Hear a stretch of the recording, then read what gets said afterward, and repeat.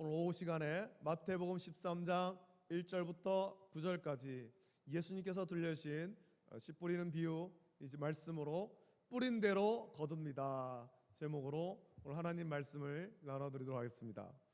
제가 여러분에게 사진을 하나 보여드리려고 딱 생각을 했는데 실컷 생각해놓고 아직 준비를 못했어요. 여러분들이 직접 한번 찾아보시면 좋을 것 같아요. 칠레에 가면 칠레 우리하고는 굉장히 먼 동네죠. 지구 반대편 쪽에 굉장히 길쭉한 나라가 있는데 그 칠레에 가면 아타카마 사막이라는 곳이 있습니다. 우리는 뭐 들어보지도 못한 생소한 이름의 사막이죠. 우리는 사막이라고 하면은 저기 아프리카에 있는 사하라 사막, 기껏해야 몽고에 있는 고비 사막 이 정도 알 텐데 아타카마 사막이라는 곳이 있습니다. 여기가 굉장히 유명해졌는데 그 이전까지는 전혀 사람들이 모르다가 2015년에 갑자기 유명해진 사건이 하나 있었습니다. 그 사건이 뭐냐면 이 사막은 세계에서 가장 건조한 지역으로 그렇게 알려진 곳이에요. 이 사막에 1년 동안 내리는 비의 양은 15mm밖에 안 됩니다. 기껏 내리는 게 15mm, 15mm. 연평균 강수량이 15mm. 그 말은 안 내릴 때도 있다라는 거죠. 1년 내에 지나도. 그래서 비가 너무 안 오는 지역이어서 이 지역에 조사를 해보니까 과학자들이 또 학자들이 연구를 해보니까 무려 4,000년 동안 비가 내린 흔적이 하나도 없는 그런 땅도 발견한 거죠. 그만큼 비가 안 오는 곳이었습니다. 굉장히 메마르고 건조한 지역이었죠. 그 아타카마 이름이 좀 어려워서 그래요. 아타카마 사막은 남극 대륙을 빼면 세계에서 가장 건조한 지역으로 알려진 곳입니다. 남극 대륙은 얼음으로 뒤덮여 있어서 그렇지 거기도 굉장히 건조한, 그냥 눈도 안 오고 비도 안 오고 그런 땅이거든요. 굉장히 건조한 지역이죠. 그런데 2015년 3월 달에 이 아카타마 사막에 한 사건이 생겼어요. 뭐냐면 갑자기 비가 내린 거예요. 선인장조차도 자라지 않는 이 불모지에 굉장히 놀라운 일이 벌어진 거죠. 그 2015년 3월에 요즘 참 우리를 힘들게 하는 이 기후변화 때문인지 아무튼 이상 기상현상으로 아카타마 사막에 정말 마법 같은 비가 내렸는데 무려 12시간 동안 비가 내렸는데 7년 동안 내릴 비의 양이 그날 12시간 동안 내린 거예요. 굉장히 많이 내린 것 같죠? 굉장히 많이 내겠죠. 아까 제가 여기에 연평균 강수량이 얼마나 했습니까? 15mm. 그러면 7년 동안 하면 얼마쯤 올까요? 기껏 해봐야 100mm도 안 돼요. 100mm 정도. 그런데 1년 내에 해봐야 15mm밖에 안 내리는 그런 땅에 100mm 정도의 비가 내린 거는 굉장히 많이 온 거거든요. 굉장히. 그래서 여기는 비가 안 오는 땅으로 알려져 있었는데 이 12시간 동안 비가 이렇게 내리니까 당시 사막 일부 지역인 그 안타포가스타란 마을에는 그날 하루에 23mm의 비가 왔어요.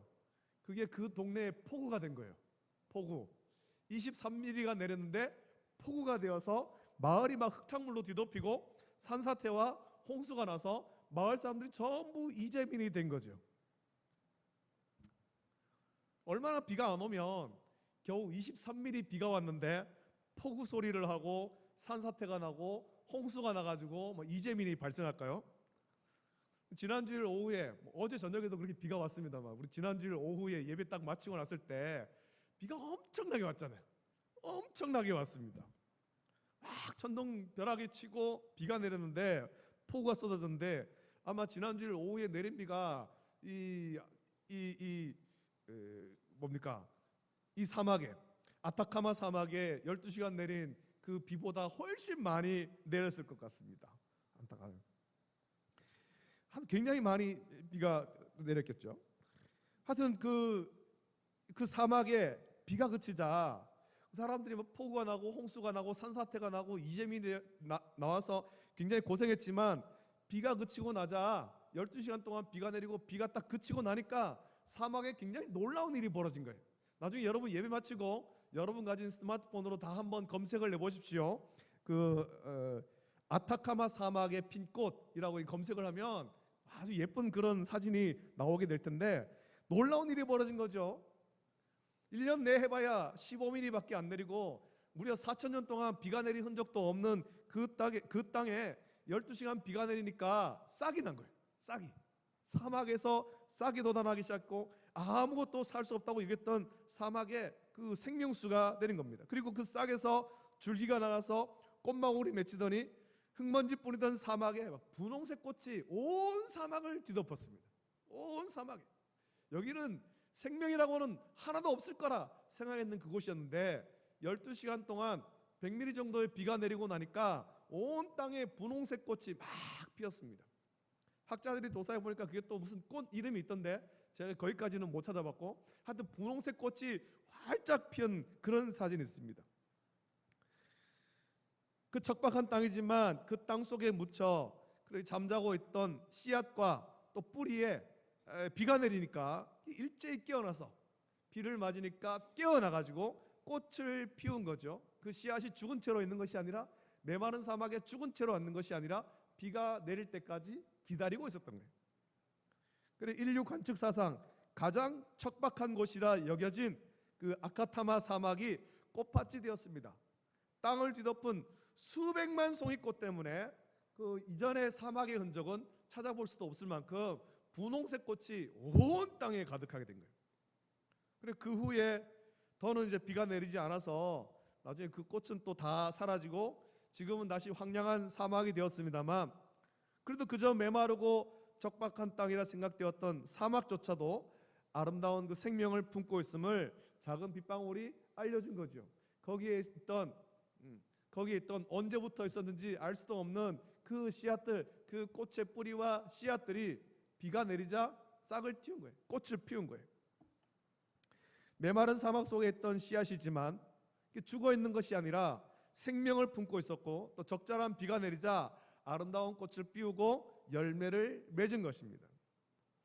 우리는 오늘 본문에 기록된 예수님의 비유, 씨 뿌리는 비유를 함께 묵상하면서 저와 여러분에게 생명의 복음, 이 복음의 씨앗을 주셨음을 기억하고 성령의 단비를 받아서 우리 삶 가운데 믿음의 귀한 열매를 풍성하게 맺기를 예수님의 이름으로 축복합니다. 예수님의 씨 뿌리는 비유로 이렇게 여러 번 이렇게 말씀을 들을 기회도 우리가 많았을 텐데 오늘 이 말씀을 보면서 먼저 생각해야 될 것은 이 씨 뿌리는 비유에서 씨가 굉장히 중요하죠. 이 씨가 중요한 것은 씨가 죽어 있는 것이 아니라 생명을 품고 있다라는 것입니다. 생명을 품고 있다. 노르웨이 가면 저 유럽 북유럽의 굉장히 추운 동네인데 노르웨이에 가면 그 최후의 날 저장고라는 곳이 거기에 있습니다. 공식 명칭은 스발바르 국제 종자 저장고라고 하는데 우리나라에도 그와 비슷한 유사한 곳을 한 군데 만들어 놨어요. 이곳에는 스발바르 국제 종자 저장고에는 전 세계의 모든 식물의 종자가 거기에 다 보관되어 있습니다. 씨앗 형태로 보관되어 있는 것입니다. 거기는 북극점에서 1300km 떨어져 있으면서 아주 두꺼운 그런 얼음산 아래에 만들었는데 그곳은 항상 영하 18도를 유지하기 때문에 종자가 썩지 않고 오랫동안 보관할 수 있는 최적의 장소여서 그곳에 스발바르 국제 종자 저장고 이런 것을 만든 거예요. 이 시설, 이 종자 저장고를 만든 목표가 있습니다. 만든 목표는 우리가 사는 이 세상이 정말 위험하고 언제 어떤 일이 벌어질지 모르는데 어떤 위기를 닥칠지 모르는데 이곳에 이 튼튼한 이곳에 종자 저장고를 만들어서 아주 핵전쟁이나 어떤 전쟁이 일어나고 또는 우주에서 소행성이 부딪히고 아니면 기상 이변 등 지구의 아주 대규모의 재앙 후에도 그런 모든 사람이 다 거의 대부분 죽는 그런 재앙이 있다 하더라도 살아남은 사람들이 생존할 수 있는 그 식량의 씨앗을 그곳에 저장한 것입니다. 여기 그것을 보관하고 살아남은 사람들이 이것을 통해서 다시금 식량을 그 생활을 이어갈 수 있도록 하기 위한 거죠. 그래서 성경에 기록된 노아의 방주처럼 지구의 동식물을 지켜내려는 목적으로 그곳에 약 200만 개의 200만 종의 그런 식물 씨앗을 보관하고 있는 것입니다. 아무거나 그렇게 한 것이 아니라 우리가 먹고 또 보존해야 될 것들, 그것을 거기에 보관한 거죠.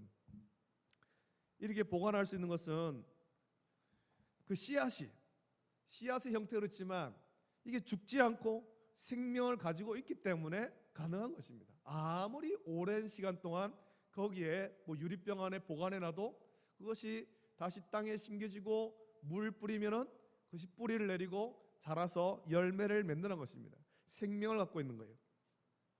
또 그런 일도 있었죠. 이집트 피라미드 중에 대피라미드 해가지고 아주 큰 피라미드가 있지 않습니까? 그 중에 그 투탕카멘의 피라미드에서 완두콩의 알이 나온 적이 있었어요. 그 씨앗이 나온 적이 있었습니다. 그것이 우리나라에까지 왔는데 우리나라의 국립수목원에서 그것을 심어서 열매 맺게 하는데 성공했다, 그런 뉴스도 나온 적이 있습니다. 그 피라미드가 세워진 것은 2000년도 더 넘었거든요. 3, 4천 년 전에 피라미드를 세웠다라고 알려졌는데 그때 있었던 씨앗이 지금 심어도 열매를 맺는다라는 것은 그 씨앗이 죽은 것이 아니라, 아무리 오랜 세월이 지나도 죽은 것이 아니라 생명을 품고 있다는 것입니다. 오늘 본문에서 예수님은 농부가 씨앗을 뿌리는데 4가지 땅이 있음을 말씀하셨습니다. 길가와 흙이 얕은 돌밭, 또 가시떨기, 그리고 좋은 땅이죠. 그런데 중요한 것은 예수님께서 하신 말씀을 잘 보십시오. 어느 땅에 뿌려지든, 어느 땅에 씨앗이 뿌려졌든 그 씨앗은 자기 역할을 하고 있다는 것입니다. 어느 땅에 뿌려졌든, 길가에 뿌려진 씨앗은 새들의 먹이로, 또 다른 밭에 뿌려진 씨앗은 씨앗 본연의 역할대로 뿌리를 내린 거예요. 새들이 먹이로 먹었다는 것도 그 씨앗에 생명이 있다는 거죠. 어느 땅에 뿌려졌든, 그게 돌밭이든 가시떨기든 좋은 땅이든 뿌렸을 때 씨앗 본연의 역할을 했습니다. 뿌리를 내린 거예요. 뿌리를.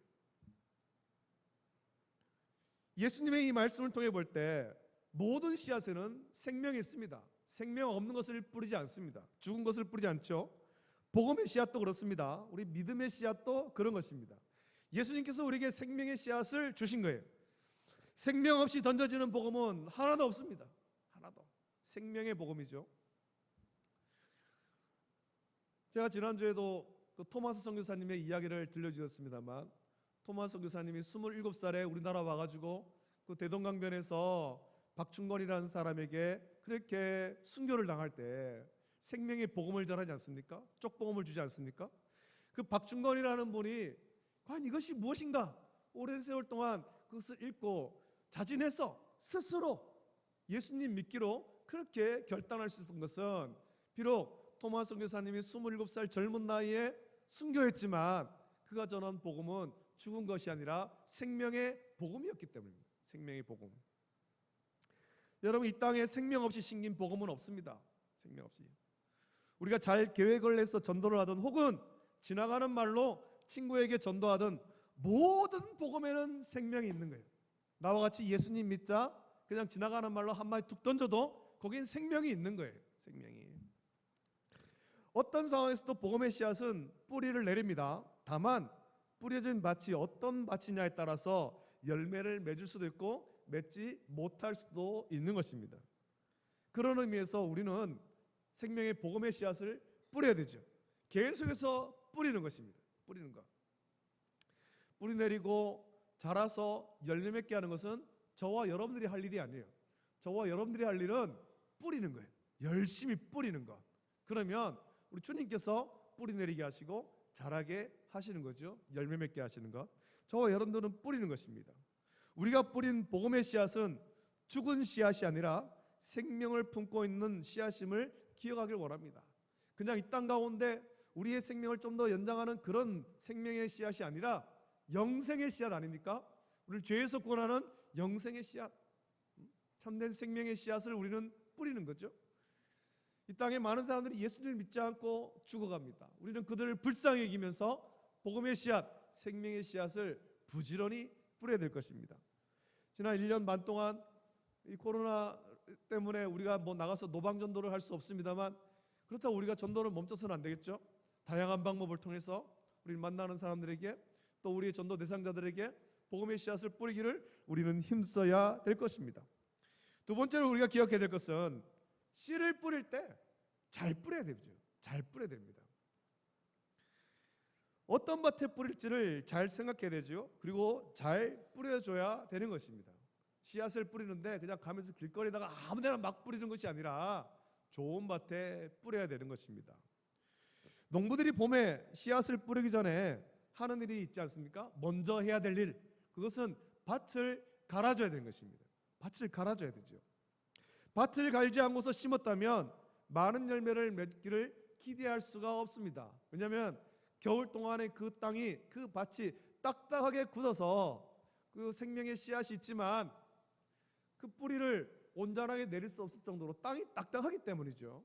그래서 땅을 부드럽게 해주는 작업을 먼저 해야 됩니다. 오늘 본문에서 예수님은 농부가 씨앗을 뿌리는데 네 가지 땅이 있음을 말씀했습니다.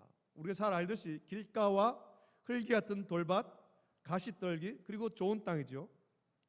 씨앗이 어떤 곳에 떨어지느냐에 따라서 열매를 맺을 수도 있고 그렇지 못할 수도 있습니다. 또 잘 자라서 많은 열매를 맺을 수도 있고 잘 자라지 못할 수도 있다라는 것입니다. 농부가 씨를 뿌릴 때 어떤 땅에 뿌리느냐 하는 것이죠. 씨를 뿌릴 때 씨를 뿌릴 그 시기가 되어도 땅을 갈지 않고 씨를 뿌린다면 길가에 뿌리는 것과 같습니다. 딱딱하게 굳어버린 거죠. 또 아무런 성의도 없이 뿌린다면 돌밭이나 가시떨기에 뿌리는 것과 마찬가지입니다. 땅을 갈아서 그 땅에 그 밭 안에 씨앗을 뿌려야 되는데 이 뿌리다 보니까 밭 옆에 그걸 뭐라고 그러죠? 단어가 생각이 안 나요. 길하고 밭도랑. 밭도랑 이런 데 뿌려지면은 이것도 제대로 열매를 맺지 못하는 거죠. 못하는 거. 또 뭐 뿌렸는데 거기에 잡초가 무성하고 가시떨기가 있고 그래도 열매를 맺지 못합니다. 여러분 씨앗의 소중함을 알고 땅을 잘 갈고 뿌린다면 분명 우리는 많은 열매를 맺을 수 있을 것입니다. 여러분 지금 저와 여러분의 신앙 상태는 어떻습니까? 우리는 이 말씀 묵상하면서 우리가 복음의 씨앗을 뿌려야 될 그 사람의 상태도 생각해야 되지만 저와 여러분의 마음밭의 상태는 또 어떤가 하는 것도 묵상을 해야 되는 것입니다. 우리가 주일이 되어서 예배 시간마다 하나님 말씀을 받는데 내 마음 상태는 지금 어떠한가? 딱딱한 돌밭인가? 아니면은 길가인가? 아니면은 가시떨기인가? 아니면은 좋은 밭인지 우리의 마음 상태는 어떻습니까? 신앙 상태는 어떻습니까? 계속해서 예배 시간마다 복음의 씨앗이 뿌려지고 있는데 그 복음의 씨앗이 품고 있는 생명이 저와 여러분 속에서 지금 잘 자라고 있습니까? 뿌리가 내려서 잘 자라고 있습니까? 그래서 열매를 맺고 있습니까? 혹시나 뭐 길가의 마음이 되어서 복음의 씨앗이 심겨지지 않고 있지는 않습니까? 딱딱하게 굳어 있어서 말씀이 튕겨나가고 있지는 않은가? 우리 자신들을 돌아봐야 됩니다. 아니면 마음을 깊이 갈지 않아서 얕은 믿음으로 그냥 교회만 왔다 갔다 하는가? 우리 자신을 돌아봐야 되죠. 아니면 세상 염려, 근심, 걱정으로 하나님 나라의 일을 생각하지 못하고 있지는 않은가? 우리 자신들을 돌아봐야 됩니다. 저와 여러분들의 마음은 예수님의 말씀을 볼 때 잘 갈려진 옥토가 되어야 되는 것입니다. 잘 갈려진 옥토. 성령께서 우리의 심령을 갈아주어서 옥토가 되기를 간구해야 되는 것입니다. 그래서 말씀을 들을 때 그 말씀의 단맛을 우리가 느껴야 되는 거죠. 여러분 옥토가 되는 데는 다른 방법이 있는 것이 아닙니다. 부지런히 하나님 말씀인 성경을 읽고 기도하면서 하나님을 깊이 묵상하고 하나님 나라의 일을 생각하는 것입니다. 우리 인생의 목적을 하나님의 영광을 위한 데에 두는 거죠. 그래서 고린도전서 10장 31절 말씀 보면 그런즉 너희가 먹든지 마시든지 무엇을 하든지 다 하나님의 영광을 위하여 하라 말씀한 것입니다. 우리가 하나님의 영광을 생각하고 하나님의 영광을 위해 살아갈 때 우리의 마음은 옥토가 될 것이고 그러한 옥토에 심겨진 하나님 말씀은 더 능력이 있어서 30배, 60배, 100배의 열매를 맺게 된다는 것입니다. 우리가 세상 염려, 근심, 걱정 우리를 둘러싸고 있는 그런 많은 일들이 있겠지만 우리가 그것을 주님께 맡기고 우리는 하나님 나라의 일을 생각해야 되는 것입니다. 내가 어떻게 하면 주님의 나라를 위해서 섬길 것인가? 내가 어떻게 하면 주님을 기쁘시게 할 것인가? 그것을 생각할 때 우리 마음은 옥토가 되는 것입니다. 또 이 씨앗이 뿌려졌다면 이제 뿌려진 채로 그냥 가만히 있는 것이 아니라 잘 자라도록 돌봐줘야 됩니다. 잘 자라도록 돌봐줘야 되죠. 여러분, 옥토에 심어지기만 하면 무조건 열매를 맺습니까? 예수님은 옥토에 심겨진 씨앗도 그 수확에 차등이 있음을 말씀했습니다. 어떤 씨앗은 30배의 열매를 맺고 어떤 씨앗은 60배, 어떤 씨앗은 100배의 열매를 맺는다는 거죠. 같은 옥토에 심겨졌는데 왜 결실에 이런 차이가 있을까요? 이 관리를 잘 해줘야 되는 것입니다. 관리를. 밭에 작물이 잘 자라고 안 자라고는 주인의 그 발걸음에 달려있다, 그런 말 있지 않습니까? 부지런히 자기 밭에 왔다 갔다 하면서 밭을 돌봐줘야 되는 것입니다. 심은 작물을 돌봐줘야 되는 거죠. 밭주인이 관심을 가지고 자꾸만 돌아봐야 심어진 식물들이 잘 자라는 것입니다. 물도 주고 거름도 주고 김도 매주고, 너무 많이 심겨져 있으면 솎아주기도 하고, 그래야 식물이 잘 자랍니다. 저희 제가 아는 한 목사님이 친구분이 청송에서 사과 농사를 하세요. 그래서 이 목사님이 그 친구분을 돕기 위해서 한번 사과철마다 한 번씩 청송을 가시더라고요. 봄에 한 번 가고 또 가을에 또 한 번 가요. 봄에 가는 이유가 있습니다. 봄에 가는 이유는 이 꽃을 따주는 역할을 하려고 간답니다. 사과나무에 꽃이 많이 열리는데, 봄이 되면 꽃이 많이 열리는데, 꽃이 많이 열렸다, 이쁘다고 그냥 놔두면 안 된대요. 그 중에 열매를 맺을 꽃만 나누고 나머지는 꽃을 따줘야 된다는 거죠. 그래야 그 남아있는 꽃에서 좋은 열매를 맺는다라는 것입니다. 꽃 예쁘다 하고 다 남겨놓으면 맺히는 사과들이 좀 부실하게 된 거죠. 작은 또 약한 그런 사과밖에 안 돼요. 그래서 봄에 꽃을 따러 한번 가고, 그 다음에는 이제 그거를 적과? 예, 하여튼 그거래요. 이제 용어를 잘 모르겠어요. 그리고는 또 이제 그 결실하기 전에 한번 가서 사과 중에 좀 부실한 것들 따주는 역할을 한번 합니다. 그 적과라고 그러죠. 안 좋은 사과를 따주고 그 상품이 좋은 것, 그것만 남겨놓는 것, 그 역할을 합니다. 잘 돌봐줘야 됩니다. 그래야 좋은 열매, 그런 열매를 맺을 수가 있습니다. 우리가 복음의 씨앗을 받았고 믿음의 씨앗을 받았습니다. 우리의 심령이 옥토가 되도록 하나님을 깊이 묵상하고 하나님의 영광을 위해 살도록 하나님의 말씀과 기도로 갈았습니다. 한번 그렇게 했다고 우리가 반드시 100배의 열매를 맺는 것이 아니에요. 모든 성도가 100배의 결실만 하는 것은 아니란 말이죠. 우리의 믿음 상태를 돌아봐야 됩니다. 얼마나 믿음 상태를 잘 가꾸고 있는가? 말씀대로 살려고 애를 쓰고 있는가? 그것에 따라서 우리가 맺히는 열매가 달라지는 거죠. 믿음이 참 좋았던 때가 있는가 하면 믿음의 열정이 식어버릴 때도 우리에게는 있습니다.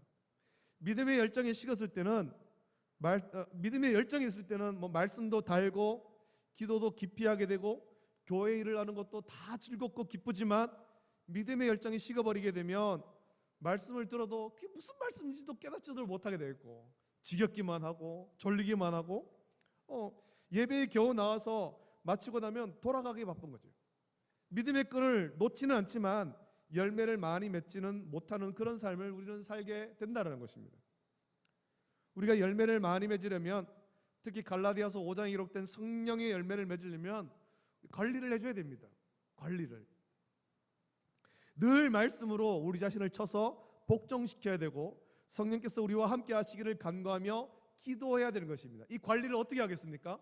힘들어도 매일매일 하나님 말씀을 묵상하고 그 말씀을 나에게 적용하려고 애를 써야 되는 것입니다. 무슨 말인지 이해가 안 되면 이해가 될 때까지 반복해서 말씀을 읽고 성령께서 깨닫게 하시기를 간구해야 되는 거죠.